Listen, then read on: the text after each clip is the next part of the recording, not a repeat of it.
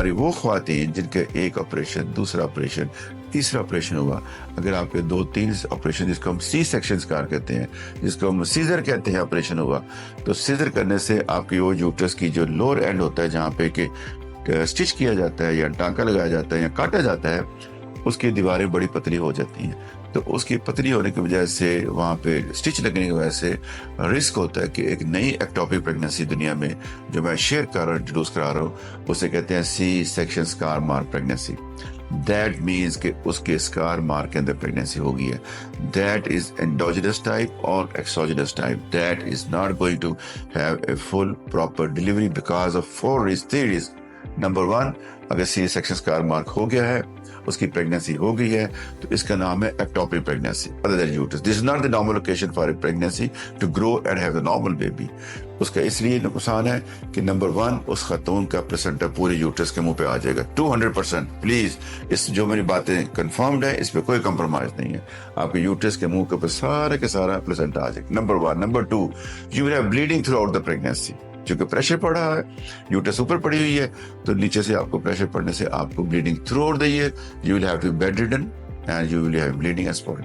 Third and the most complicated issue जो आजकल के दौर में आ रहा है, वो ये है कि जब यूट्रस की दीवार नीचे वाली पतली होती है, जहाँ से पहले 3 बच्चे आपके ऑपरेशन से हो गए, ठीक हो गए, अब वहां से जो यूट्रस की बेबी ने ग्रो करना है और उसकी जो आवल, जिसको हम प्लेसेंटा कहते हैं, वो ग्रो करना है, तो यूट्रस की दीवार पतली होती है, स्टिच लगा होता है, इरेगुलर होती है, रफ सरफेस होता है, तो उसके अंदर जाना शुरू कर देती है। उसके जाने से उसे कहते हैं प्लेसेंटा एक्रीटा, प्लेसेंटा इनक्रीटा एंड प्लेसेंटा परगिटा। इस किस्म केसेस में आज हर रोज सेंटर में 1 से 2 पेशेंट देखता हूँ। चूंकि सी सेक्शन का रेट बढ़ गया है, तो उसकी अपनी कॉम्प्लिकेशन का रेट भी बढ़ गया हुआ है। उसका नुकसान ये होता है कि बाय द टाइम अगर आज डायग्नोज नहीं किया, आज उसको मेडिकली मैनेज नहीं किया, तो जब बच्ची 6 महीने की, 4 महीने की प्रेगनेंसी हो जाएगी, एक तो उसको ब्लीडिंग होती रहेगी मुस्तकिल, दूसरा प्लेसेंटा प्रीवी आ गया, चौथा जब यूट्रस से बाहर जाना शुरू होगा, अवल ब्लैडर यूट्रस में जाएगा, और यूट्रस के बाद चूंकि साथ ही मसाना जुड़ा हुआ है, तो फिर वो मसाने में भी चली जाती है, फिर मसाने के अंदर चली जाती है, तो ये रिस्क कहते हैं परक्रीटा। इससे नुकसान ये होता है, please make it very sure, जब आपका मैच्योरिटी टाइम आएगा, डिलीवरी आएगी, तो नंबर 1, आपकी अवल बाहर नहीं निकाली जा सकती। इसलिए कि उस जगह पे जहाँ सी सेक्शन कार मार्क करना है, बच्चे जाने का मुंह है, वो बच्चा नॉर्मल पैदा नहीं होता।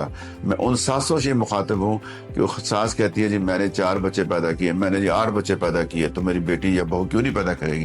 प्लीज, साइंस ने, एजुकेशन ने हमें कुछ सिखाया है, तो उसका हमें फायदा उठाना चाहिए। ये इसलिए मैं कह रहा हूँ कि बस बात की डॉक्टर साहब ताड़ी अल्ट्रासाउंड होना, ये तो की पता है मैं 8 बच्चे पैदा किए, ने प्लीज 8 में से कितने आपने जाया किए, कितने आपके अबॉर्शन हुए, कितने आपकी जान बची, आप उसको नरेट नहीं करते, आप उसको बताते हैं जो आपकी पॉजिटिविटी होती है। प्लीज, हमने देखा हुआ है, मैंने ऐसे भी खातून देखी हुई हैं, आज से 50 साल पहले 40 जिक्र कर रहा हूँ, कि she the lady delivered in the home, 10वां बच्चा पैदा कर रही थी, 9 बच्चे ठीक पैदा कर ली, 10वां बच्चा पैदा कर लिया, चूंकि कोई अल्ट्रासाउंड की सहूलत नहीं थी, she never went to the ultrasound, she delivered on the bed, she could not deliver, दाई ने खींचातानी की, प्लेसेंटा आ गया हुआ था, and she died on the bed of the baby. उसका बच्चा तो पैदा होगा, लेकिन शी लॉस्ट द मदर। आज के दौर में हमारे लिए औरत की जान बचाना बहुत कीमती है, वो होगी तो बच्चों की परवरिश होगी, तो इसलिए उस वक्त जो रिस्क फैक्टर है वो और अंदर चला जाएगा, तो ओवल भी निकलेगी और ब्लैडर में पकड़ा गया, तो इसलिए फिर उस खातून को हम एडवांस कह देते हैं, बेबी आप तैयारी कर लें, 10 बोतलें खून की भी चाहिए होंगी, आपको यूरोलॉजिस्ट भी जरूरत पड़ेगी, आपको गायनेकोलॉजिस्ट जरूरत पड़ेगी, और आपकी यूट्रस को बचाना शायद मुश्किल हो जाए।